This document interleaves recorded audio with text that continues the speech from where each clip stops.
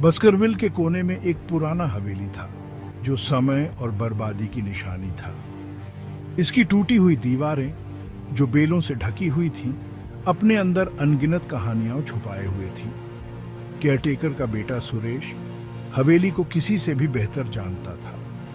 उसने अपना बचपन इसके धूल भरे गलियारों और फैले हुए मैदानों में घूमते हुए बिताया था। हवेली उसका खेल का मैदान और उसकी जेल थी, जो आकर्षण और डर दोनों का स्रोत थी। सुरेश हमेशा से हवेली के रहस्यों की ओर आकर्षित रहा था। वह घंटों इसके अंधेरे हॉल में खोया रहता, उसकी कल्पना बेकाबू हो जाती। हवेली में एक अजीब सी खूबसूरती थी, एक मनमोहक अंधेरा जो सन्नाटे में उससे फुसफुसाता था। उसे पुराने घर से एक जुड़ाव महसूस होता था, अपनेपन का एहसास जो उसकी जर्जर हालत से भी परे था। हालांकि सुरेश हवेली के अंधेरे पक्ष को भी जानता था। उसने गांव वालों द्वारा फुसफुसाते हुए किस्से सुने थे, अजीब आवाजों, अस्पष्ट घटनाओं और डर की भावना के किस्से। वे हवेली के बारे में ऐसे बात करते थे जैसे वह जीवित हो, एक संवेदनशील प्राणी हो जो अपने रहस्यों को ईर्ष्या से छुपाता हो।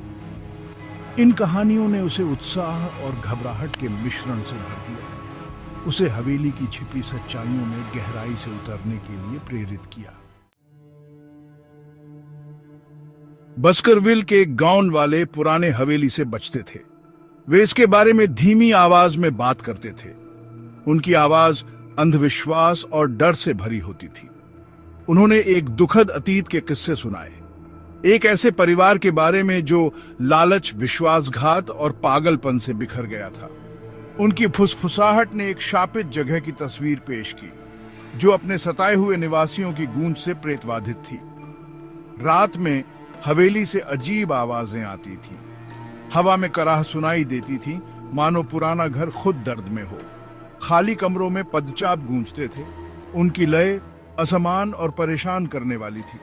कभी कभी आधी रात को अटारी से एक भूतिया धुन बजती थी, जिसके उदास स्वर सुनने वालों की रीढ़ की हड्डी को कंपा देते थे। गांव वालों का मानना था कि ये आवाजें हवेली के पूर्व निवासियों के रोने की आवाजें हैं, जो हमेशा के लिए इसकी दीवारों के भीतर फंस गए हैं। उनका दावा था कि हवेली एक पोर्टल है, जीवित दुनिया और मृतकों की दुनिया के बीच एक पतला सा पर्दा है।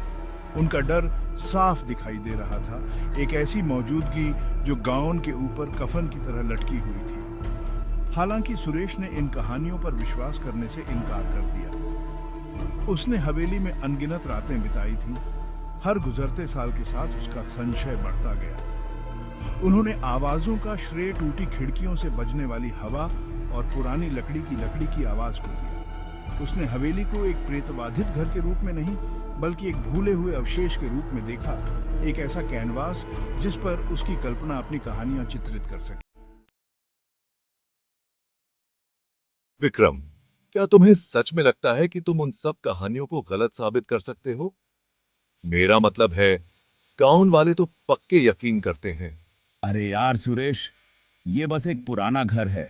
मुझे यकीन है कि ये बस पुरानी लकड़ी की आवाजें और हवा के झोंके होंगे। सुरेश का बचपन का दोस्त विक्रम हवेली के बारे में किस्सों पर हंसा। तर्क और कारण में दृढ़ विश्वास रखने वाले विक्रम ने ग्रामीणों की कहानियों को केवल अंधविश्वास कहकर खारिज कर दिया। उन्होंने हवेली को एक जीर्ण शीर्ण पुराने घर से ज्यादा कुछ नहीं देखा, जो नवीनीकरण और शायद एक लाभदायक बिक्री के लिए तैयार था। अच्छा है, मुझे खुशी है कि तुम यहाँ हो। देखते हैं कि सुबह तक भी तुम्हें ऐसा ही लगता है या नहीं।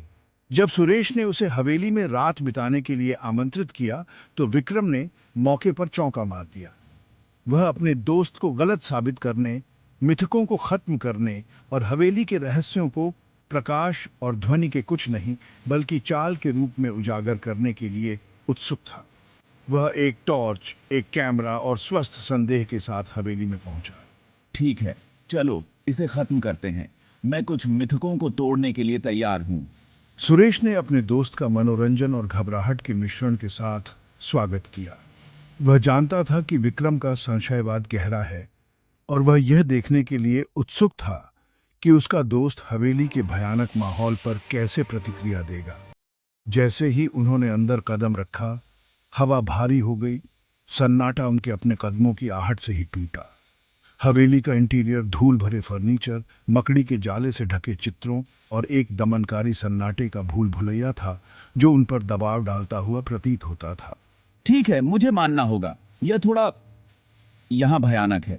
विक्रम हालांकि शुरू में अप्रभावित था, लेकिन उसकी रीढ़ की हड्डी में सिहरन दौड़ गई, क्योंकि उसने हवेली की सड़ती हुई भव्यता को देखा। हवा में अनदेखी आंखों से भारीपन महसूस हो रहा था और सन्नाटा लगभग बहरा कर देने वाला था। जैसे जैसे रात होती गई, हवेली में जान आती गई। परछाइयां लंबी होती गईं, परिचित आकृतियों को खतरनाक रूपों में बदल दिया। फर्श के तख्तों के चरमराने और दीवारों में अनदेखे जीवों के सरसराहट से सन्नाटा टूट गया। मुझे नहीं पता सुरेश, यह जगह रात में अलग ही लगती है। हाँ, मैं भी इसे महसूस कर सकता हूँ। चलो ऊपरी मंजिलों की जांच करें। हो सकता है कि हमें कुछ ऐसा मिले जो ये सब समझा सके। उन्होंने हवेली की ऊपरी मंजिलों का पता लगाने का फैसला किया। उनके कदम खाली गलियारों से गूंज रहे थे। वे एक दालान के अंत में एक कमरे में ठोकर मार गए। उसका दरवाजा थोड़ा अजर था। अंदर एक टिमटिमाती मोमबत्ती ने धूल भरे भव्य पियानो और एक बड़े अलंकृत फ्रेम वाले दर्पण को रोशन किया, जो उन्हें अपनी ओर खींचता हुआ प्रतीत होता था। उस आईने को देखो सुरेश, यह लगभग ऐसा है जैसे यह हमें देख रहा है। हाँ, और इसके प्रतिबिंब के बारे में कुछ गड़बड़ है। यह हमारे आंदोलनों का ठीक से पालन नहीं कर रहा है। जैसे ही वे करीब आए, उन्होंने आईने के प्रतिबिंब के बारे में कुछ अजीब देखा। यह उनके आंदोलनों से बिल्कुल मेल नहीं खाता था, जैसे कि यह किसी अन्य आयाम की खिड़की हो। उन्होंने प्रतिबिंब में दुबके हुए छायादार आकृतियों की झलक देखी। उनके रूप अस्पष्ट लेकिन निर्विवाद रूप से मौजूद थे। दर्पण से एक ठंडी हवा चलती हुई प्रतीत होती थी, जिससे उनकी रीढ़ की हड्डी में ठंडक दौड़ जाती थी। क्या आप वह देखते हैं? वो आकृतियां हिल रही हैं। हाँ, मैं उन्हें देख रहा हूं। हमें यहां से चले जाना चाहिए, अभी। विक्रम में दहशत दौड़ गई। वह पीछे हटते हुए सुरेश से जा टकराया, जो उस आईने को कौतूहल और दहशत के मिश्रण से घूर रहा था। प्रतिबिंब में छायादार आकृतियां और अधिक विशिष्ट हो गईं। उनकी आंखें एक खराब रोशनी से चमक रही थीं। वे बाहर पहुंचने लगे। उनकी बर्फीली उंगलियां आईने की सतह पर खुरच रही थीं। हमें जाना होगा, अभी। विक्रम, उसका संशयवाद चकनाचूर हो गया, मुड़ा और भागा। उसने पीछे मुड़कर नहीं देखा। उसका डर उसे हवेली के अंधेरे गलियारों से धकेल रहा था। वह तब तक दौड़ना बंद नहीं किया जब तक कि वे हवेली से बाहर निकलकर रात की सापेक्षिक सुरक्षा में नहीं आ गए। विक्रम, क्या तुम ठीक हो?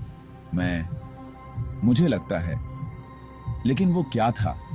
यह बहुत वास्तविक लगा। जैसे ही वे बाहर खड़े थे, हाँफ रहे थे, वे अभी भी हवेली के भीतर से हलचल की फीकी गूंज सुन सकते थे।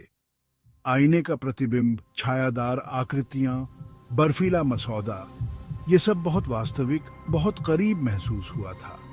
विक्रम, जिसका चेहरा चांदनी में पीला पड़ गया था, आखिरकार उस डर को समझ गया जो हवेली से चिपका हुआ था। अब मैं समझ गया सुरेश, यह जगह, यह सिर्फ कहानियां नहीं है। नहीं, ये नहीं, और हमें यह पता लगाने की जरूरत है कि क्यों। उनके अनुभव की खबर जंगल की आग की तरह पूरे गांव में फैल गई। ग्रामीण हालांकि हैरान नहीं थे, हवेली की दुर्भावनापूर्ण प्रकृति के बारे में आश्वस्त थे। हालांकि सुरेश अपने डर और जो उन्होंने देखा था उसे समझने के लिए दृढ़ संकल्प के बीच फटा हुआ था। मैं इसे ऐसे ही नहीं छोड़ सकता। वह आईना, उसके पास जवाब है। वह इस भावना को दूर नहीं कर सका कि हवेली के पास जवाब है, कि आईना उसके रहस्यों को उजागर करने की कुंजी है। उसने लौटने का फैसला किया, इस बार दोस्तों के एक समूह के साथ। कुछ संशयवादी, कुछ डेर हुए, लेकिन सभी अपनी जिज्ञासा और सुरेश के प्रति अपनी वफादारी से बंधे हुए थे। क्या तुम इस बारे में निश्चिंत हो सुरेश? क्या होगा अगर ये खतरनाक है? हमें सावधान रहना चाहिए, लेकिन मुझे तुम पर भरोसा है। वे एक अंधेरी रात को इकट्ठा हुए। टॉर्च, रस्सियों और एक प्राथमिक चिकित्सा किट से लैस उनकी नसें किनारे पर थीं।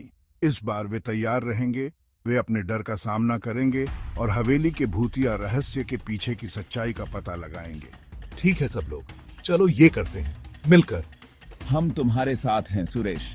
आइए जानें कि वास्तव में क्या हो रहा है। दृढ़ संकल्प और घबराहट के मिश्रण के साथ वे अज्ञात का सामना करने के लिए तैयार होकर हवेली की ओर बढ़े।